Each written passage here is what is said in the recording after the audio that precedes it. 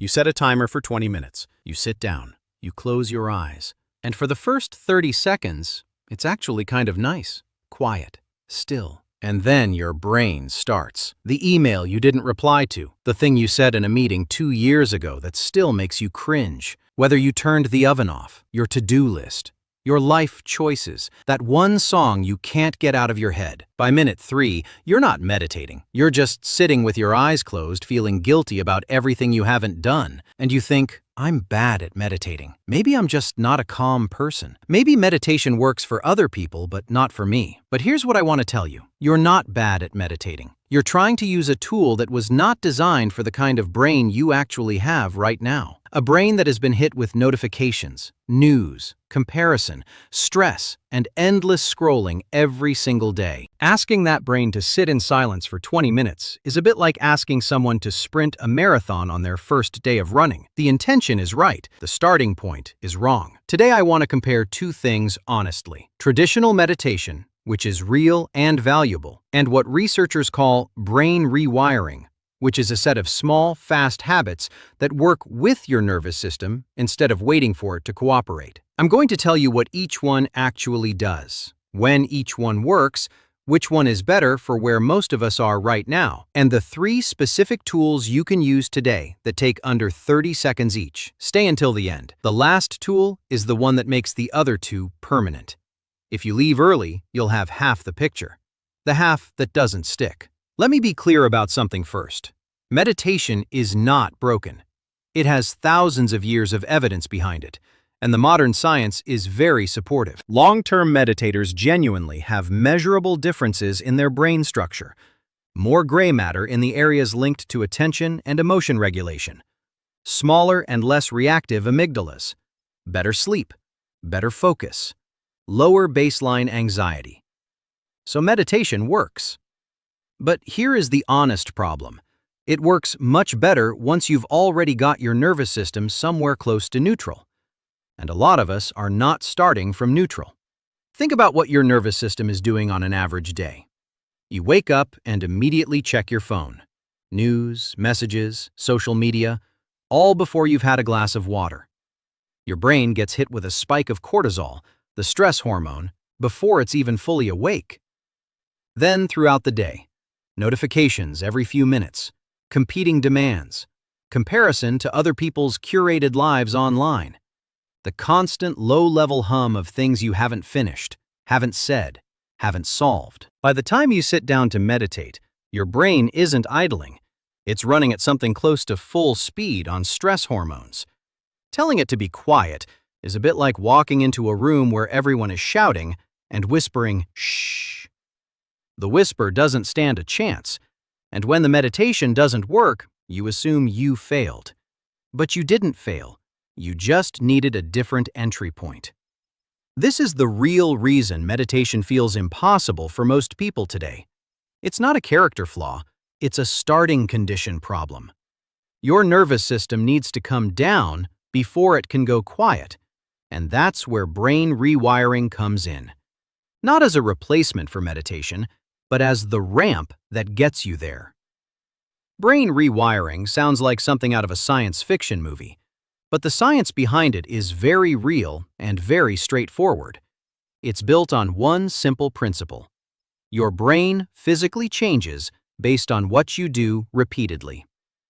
Neuroscientists call this neuroplasticity. The more you use a specific neural pathway, a thought pattern, an emotional response, a habit, the stronger that pathway gets.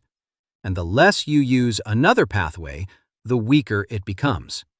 This is great news if you've been running patterns you don't like, because it means those patterns are not permanent. They got stronger because they got used. And they can get weaker if you stop using them and start using something else instead. The difference between meditation and brain rewiring is this. Meditation asks you to observe your thoughts and let them pass. It's about creating distance and awareness. Brain rewiring asks you to actively introduce a new signal into your nervous system, something specific, sensory, and fast that interrupts the old pattern and starts building a new one. It doesn't require stillness. It doesn't require 20 minutes. It works in seconds, and it works whether you're calm or completely stressed, because it doesn't need calm as a prerequisite. Think of it this way. Meditation is like deep cleaning your house. Wonderful, necessary, life-changing when done well. Brain rewiring is like picking up one thing off the floor every time you walk past it. Not as thorough, but it actually gets done. And done consistently, it changes the state of the house. Here's a piece of this conversation that most meditation versus mindfulness videos skip entirely. And it's the part that actually explains why you feel flat, bored, or just kind of empty, even when your life is objectively fine. Your brain runs on a chemical called dopamine. Dopamine is not happiness. It's the feeling of wanting something. The anticipation, the chase, the craving. And in the last 15 years, we have given our dopamine systems more stimulation than any generation in history. Short videos, infinite scroll, instant delivery, instant answers, constant novelty. Every few minutes, a new spike. Every few minutes, a new hit. What happens to a brain that gets that many dopamine hits every day? It adjusts. It raises its baseline. It starts needing more stimulation just to feel neutral. And then ordinary life, a quiet evening, a slow task, a conversation without a phone, starts to feel dull and unrewarding.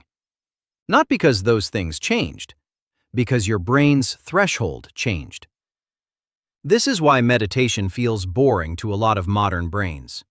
And this is also why brain rewiring alone isn't enough if you don't address the overstimulation.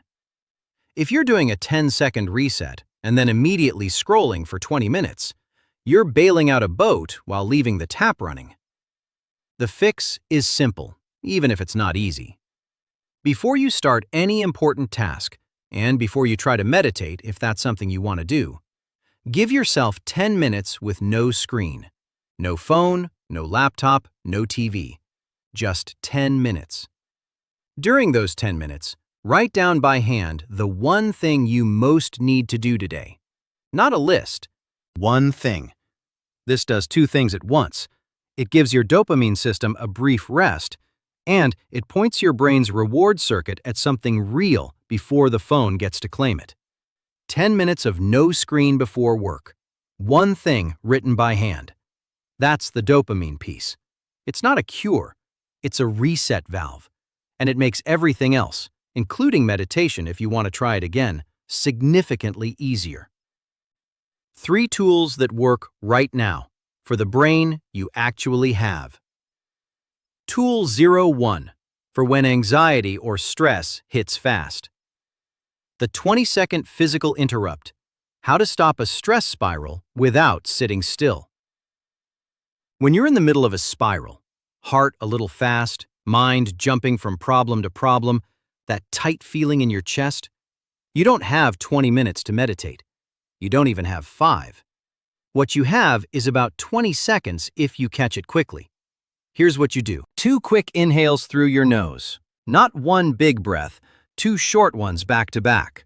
And then 1 long, slow exhale through your mouth. Do that 3 times in a row. This specific breathing pattern, called the physiological sigh, activates the part of your nervous system that slows everything down. Not as a metaphor, literally. Your heart rate measurably drops. Your cortisol begins to fall.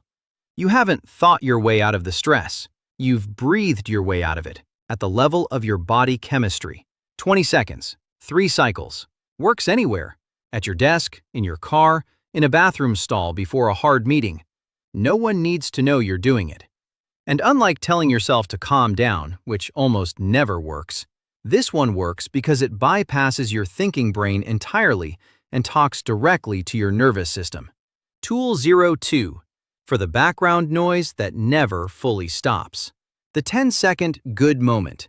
Training your brain to notice what it normally misses. Your brain has a negativity bias.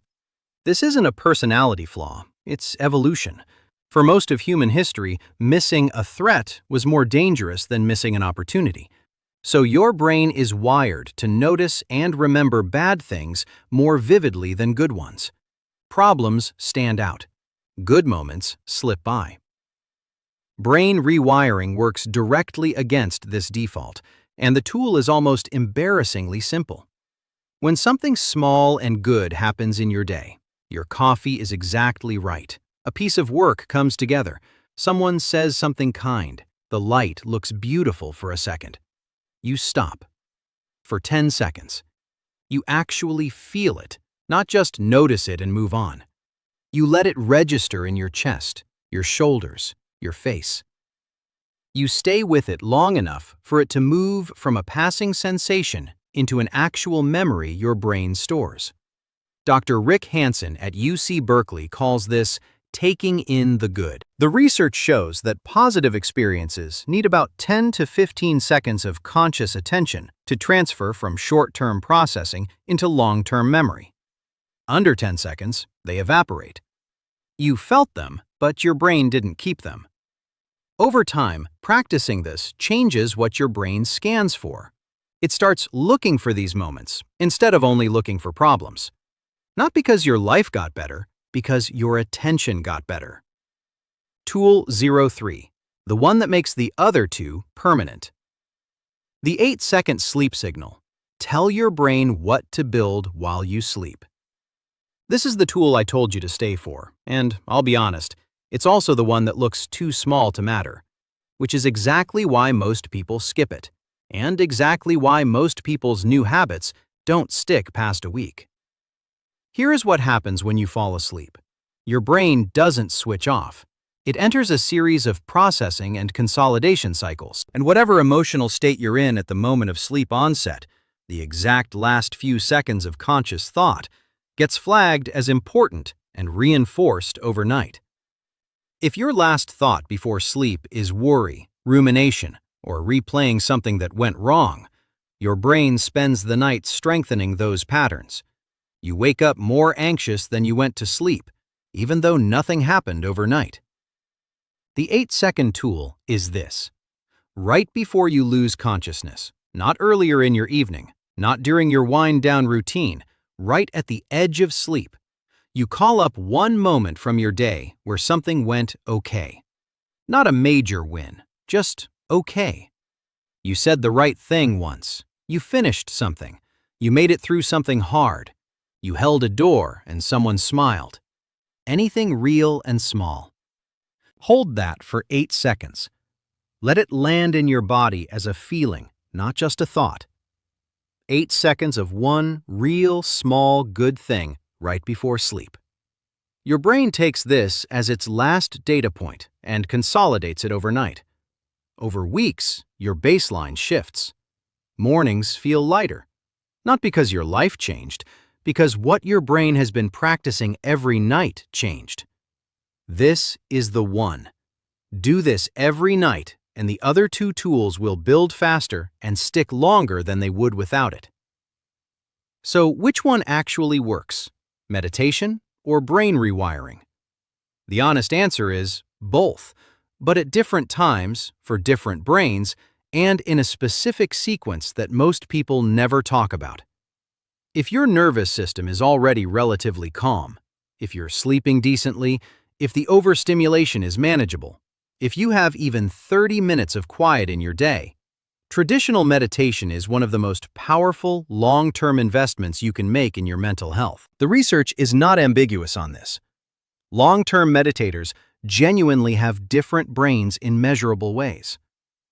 But if you're where most people are right now, overstimulated, under-rested, carrying background anxiety, struggling to sit still for 5 minutes without your mind running, trying to start with a 20-minute meditation practice is setting yourself up to feel like you've failed.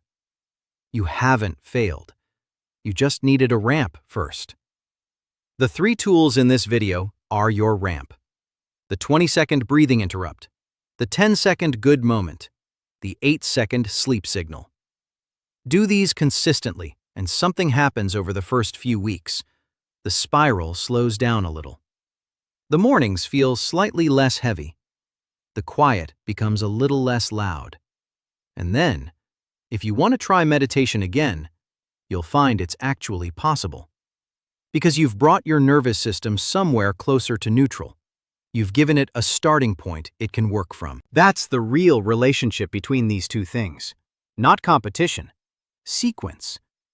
Rewiring gets you to the door. Meditation takes you through it. You are not bad at being calm. You are not broken because your brain won't be quiet.